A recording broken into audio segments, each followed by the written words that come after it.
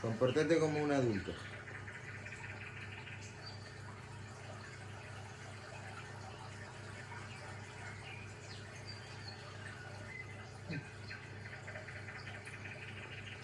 No, pero no como un adulto solo. No como un adulto solitario. Vení.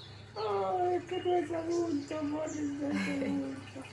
Todavía no es adulto, tiene 3 añitos, me encanta, no mira.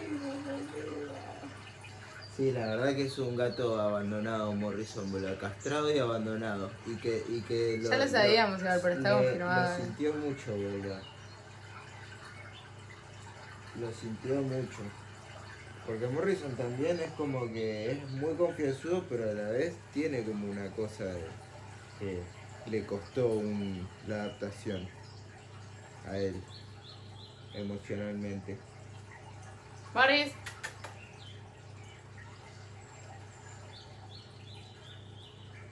Ahora sabemos más de vos, Morris.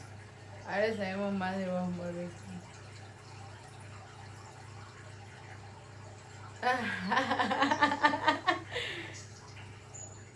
¿Qué hizo?